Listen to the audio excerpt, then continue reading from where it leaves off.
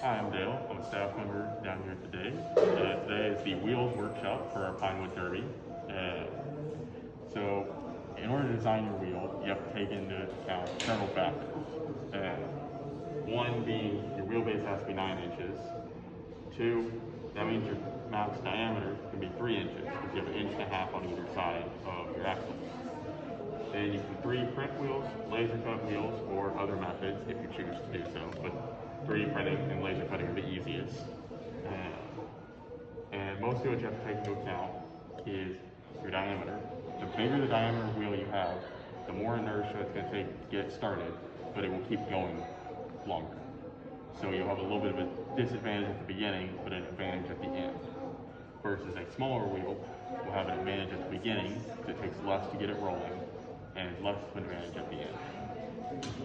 Then there's your wheel width. A wider wheel will get more traction but has more rolling resistance. Then a narrow wheel will have less rolling distance but it won't have as much traction. Then you have to keep in mind what kind of axle you're using because that determines your center hole for your wheel.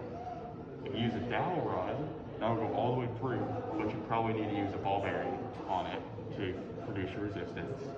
Or you can just go with the traditional nail, which you just get in your car with your wheel on it, and you use some sort of polish or graphite to smooth it out.